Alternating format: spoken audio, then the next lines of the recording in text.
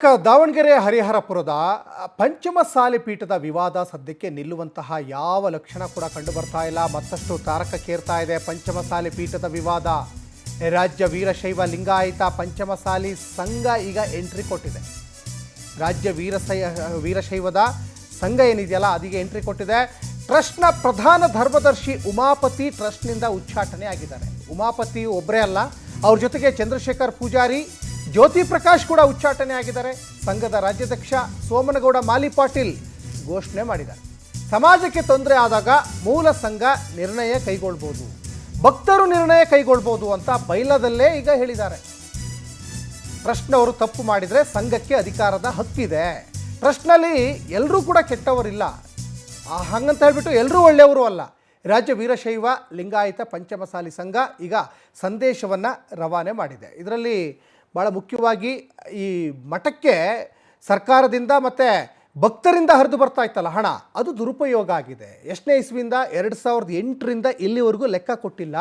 ಇದನ್ನು ಯಾರು ನುಂಗು ಹಾಕಿದ್ದಾರೆ?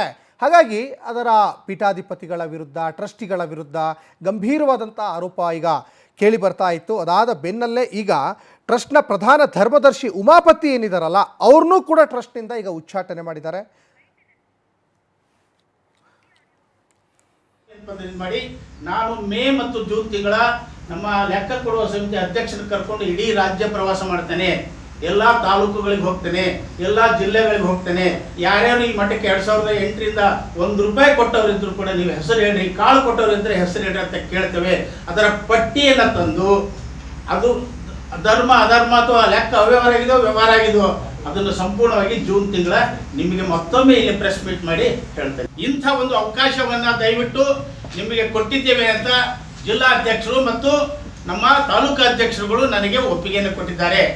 ಆ ಹಿನ್ನೆಲೆಯೊಳಗ 13/4/26ರಂದು ಏನು ಇವತ್ತು ನಮ್ಮ ರಾಜ್ಯ ಉಪಾಧ್ಯಕ್ಷರಿದ್ದಾರೆ ನಮ್ಮ ಶಂಕರಗೌಡ ಬ್ಯಾಡಗೆ ಅವರು, ನಮ್ಮ ಮಾಜಿ ಜಿಲ್ಲಾ ಅಧ್ಯಕ್ಷರು ನಾಗೇಂದ್ರ ಕಡ್ಕೋಳರಿದ್ದಾರೆ, ಅದ್ರ ಜೊತೆಗೆ ನಮ್ಮ ರಾಜ್ಯ ಉಪಾಧ್ಯಕ್ಷ ಶಿವಕುಮಾರ್ ಗುಡ್ಡಾಪುರ ಅವರಿದ್ದಾರೆ, ನಮ್ಮ ತಾಲೂಕು ಅಧ್ಯಕ್ಷ ಸಿದ್ದಣ್ಣ ಚಿಕ್ಕುಂದಿರಿ ಅವರಿದ್ದಾರೆ, ನಮ್ಮ ವಿಜಯನಗರ ಜಿಲ್ಲೆಯ ಪ್ರಕಾಶ್ ಪಾಟೀಲ್ ಇದ್ದಾರೆ. ಆವತ್ತು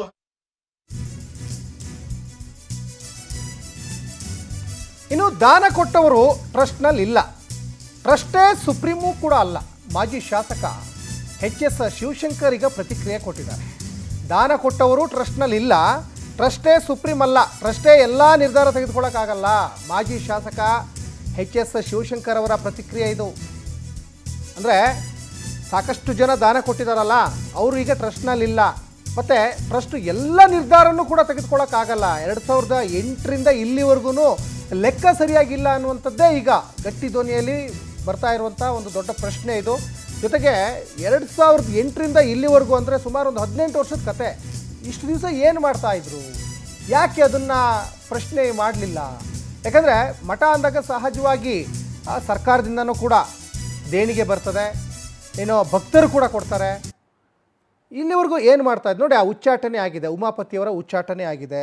ಉಮಾಪತಿಯವರು ಉಚ್ಚಾಟನೆ ಬೆನ್ನಲ್ಲೇ ಸಾಕಷ್ಟು ಈಗ ತಾರಕಕ್ಕೇರ್ತಾ ಇದೆ. ಚಂದ್ರಶೇಖರ್ ಪೂಜಾರಿ ಅವರು ಕೂಡ ಉಚ್ಚಾಟನೆ ಆಗಿದೆ. ಉಚ್ಚಾಟನೆಯ ಪತ್ರವನ್ನು ಕೂಡ ನೀವು ಗಮನಿಸ್ತಾ ಇದ್ದೀರಾ. ಅಂದರೆ ಇಲ್ಲಿ ಮೇನ್ಲಿ ಕೇಳಿ ಬರ್ತಾ ಇರೋದೇನು ಅಂದರೆ ಹಣ ದುರುಪಯೋಗ ಆಗಿದೆ. 2008ರಿಂದ ಇಲ್ಲಿವರೆಗೂ ಸರಿಯಾಗಿ ಲೆಕ್ಕ ಕೊಡ್ತಾ ಇಲ್ಲ, ಸಂಬಂಧಪಟ್ಟಂಥವರಿಗೆ ಲೆಕ್ಕ ಕೊಡ್ತಾ ಇಲ್ಲ. ಏನು ಮಾಡಿದ್ರಿ ಹಣ ಅಂತ ಈಗ ಪ್ರಶ್ನೆ ಮಾಡ್ತಾ ಇದ್ದಾರೆ. ಸರ್ಕಾರ ಮತ್ತು ಭಕ್ತರು ಇವಾಗ ದೇಣಿಗೆ ರೂಪದಲ್ಲಿ ಮಠಕ್ಕೆ ಸಹಜವಾಗಿ ಬೇರೆ ಬೇರೆ ಮಠಕ್ಕೆಲ್ಲ ಕೊಡ್ತಾರೆ, ಅವರು ಪ್ರೀತಿಯಿಂದ ಭಕ್ತಾದಿಗಳು ಕೊಡ್ತಾರೆ. ಹಾಗಾಗಿ ಅದೇ ರೀತಿಯಲ್ಲಿ ಈ ದಾವಣಗೆರೆಯ ಹರಿಹರದಲ್ಲಿರುವಂಥ ಪಂಚಮಸಾಲಿ ಪೀಠ ಏನಿದೆಯಲ್ಲ ಅಲ್ಲಿಗೂ ಕೂಡ ಸಾಕಷ್ಟು ದೇಣಿಗೆ ಹರಿದು ಹೋಗಿತ್ತು.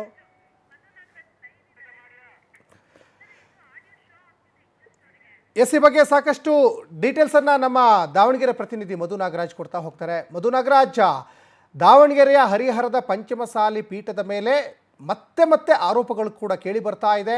ಈಗ ಉಮಾಪತಿ ಅವ್ರನ್ನ ಉಚ್ಚಾಟನೆಯನ್ನು ಮಾಡಿದ್ರು, ಅದಾದ ಮೇಲೆ ಈಗ ಏನು ಬೆಳವಣಿಗೆಗಳು ನಡೀತಾ ಇದ್ದಾವೆ ಈಗ ಸದ್ಯಕ್ಕೆ ಅಂತ ಈಗ ಮಠದ ವಿಚಾರದಲ್ಲಿ?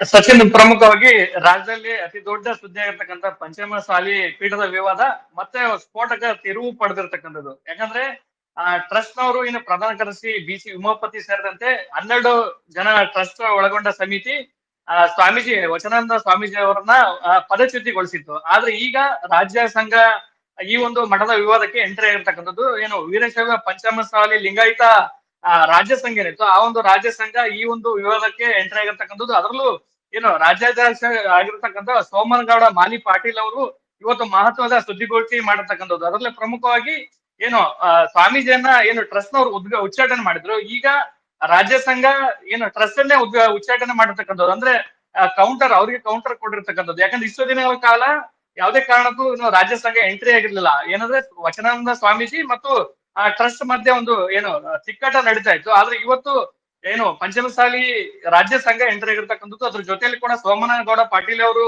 ಒಂದೇನು BC ಉಮಾಪತಿ ಮತ್ತು ಚಂದ್ರಶೇಖರ್ ಪೂಜಾರ್ ಸೇರಿದಂತೆ ಜ್ಯೋತಿ ಪ್ರಕಾಶ್ ಮೂವರನ್ನ ಕೂಡ ಟ್ರಸ್ಟ್ ಇಂದ ಉಚ್ಚಾಟನೆ ಮಾಡಿರ್ತಕ್ಕಂಥದ್ದು. ಅವರು ಹೇಳುವ ಮಾಹಿತಿ ಪ್ರಕಾರ ಏನು ಮಠದಲ್ಲಿ ಏನಾದ್ರೂ ಒಂದು ಸಮಸ್ಯೆಗಳು ಅಥವಾ ವಿವಾದಗಳು ಕಂಡು ಬಂದ್ರೆ ರಾಜ್ಯ ಸಂಘ ಎಂಟ್ರಿ ಆಗುತ್ತೆ. ಅದರಲ್ಲಿ ಈ ಹಿಂದೆ ಏನು ಟ್ರಸ್ಟ್ ರಚನೆ ಮಾಡಿದ್ರು ಆ ಒಂದು ಟ್ರಸ್ಟ್ ನಲ್ಲಿ ಬೈಲಾದಲ್ಲಿ ಈ ಒಂದು ಹೇಳಿಕೆ ಇದೆ. ಅಂದ್ರೆ ಏನು ಮಠದಲ್ಲಿ ಏನಾದ್ರೂ ವಿವಾದಗಳು ಅಥವಾ ಸಮಸ್ಯೆಗಳು ಕಂಡು ಬಂದಲ್ಲಿ ರಾಜ್ಯ ಸಂಘ ಎಂಟ್ರಿ ಆಗಿ ಆ ಒಂದು ಸಮಸ್ಯೆಯನ್ನ ಇತ್ಯರ್ಥ ಮಾಡಬಹುದು ಅಥವಾ ಕ್ರಮ ಕೈಗೊಳ್ಳಬಹುದು ಅಂತೇಳಿ ಸ್ವತಃ ಏನ್ ಟ್ರಸ್ಟ್ ನಿರ್ಮಾಣ ಮಾಡಿದ್ದಾರೆ ಬಾವಿ ಬೆಟ್ಟಪ್ಪನವ್ರು ಏನ್ ಟ್ರಸ್ಟ್ ನ ನಿರ್ಮಾಣ ಬೈಲಾದಲ್ಲಿ ಈ ರೀತಿಯಾಗಿ ಒಂದು ಹೇಳಿಕೆ ಇದೆ. ಈ ಹಿನ್ನೆಲೆಯಲ್ಲಿ ಆ ಒಂದು ಬೈಲಾದ ಪ್ರಕಾರವೇ ಮೂವರನ್ನ ಉಚ್ಚಾಟನೆ ಮಾಡಿದ್ದಾರೆ ಅಂತ ಹೇಳಿ ಸೋಮನಗೌಡ ಪಾಟೀಲ್ ಯತ್ನಾಳ್ ಅವರು ಇವತ್ತೊಂದು ಘೋಷಣೆ ಮಾಡಿರ್ತಕ್ಕಂಥದ್ದು ನಿಜಕ್ಕೂ ಕೂಡ ಇದೊಂದು ದೊಡ್ಡ ಸ್ಫೋಟಕ ಬೆಳವಣಿಗೆ ಅಂತಾನೆ ಕರಿಬಹುದು.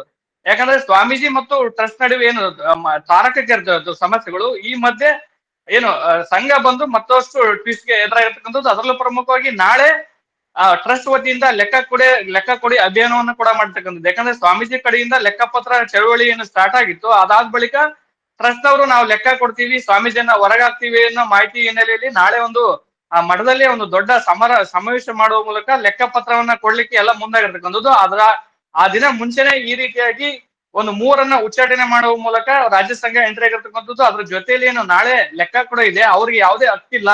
ಅಂದ್ರೆ ಏನು BC ಉಮಾಪತಿ ಇರ್ಬೋದು ಅಥವಾ ಚಂದ್ರಶೇಖರ್ ಪೂಜಾರ್ ಇರ್ಬೋದು ಅವ್ರು ಏನು ಟ್ರಸ್ಟ್ ಅವ್ರು ಇದ್ದಾರೆ ಮೂಲ ಅವ್ರಿಗೆ ಯಾವುದೇ ರೀತಿಯ ಅಧಿಕಾರ ಇಲ್ಲ ಅನ್ನೋದನ್ನ ಸೋಮನಗೌಡ ಪಾಟೀಲ್ ಅವರು ಹೇಳಿರ್ತಕ್ಕಂಥದ್ದು. ಯಾಕಂದ್ರೆ ಆ ರಾಜ್ಯ ಸಂಘ ಈಗಿನ ಮಠ ಇರ್ಬೋದು ಮತ್ತೆ ಭಕ್ತರ ನಡುವೆ ಒಂದು ಹೊಂದಾಣಿಕೆ ಮಾಡ್ಕೊಂಡು ಬರ್ತಾ ಇದೆ. ಹೀಗಾಗಿ ಏನು ಮಠದಲ್ಲಿ ಈ ರೀತಿಯಾಗಿ ಈ ಮಠವನ್ನ ಒಂದು ರಾಜ್ಯ ಅಲ್ಲ ವಿಶ್ವದಾದ್ಯಂತ ಒಂದು ಕೆಟ್ಟ ಹೆಸರಿನಲ್ಲಿ ಏನು ಟ್ರಸ್ಟ್ ಹೊಂಟಿತ್ತು ಈ ಒಂದು ಟ್ರಸ್ಟ್ ಅನ್ನೇ ನಾವು ಉಚ್ಚಾಟನೆ ಮಾಡ್ತೀವಿ.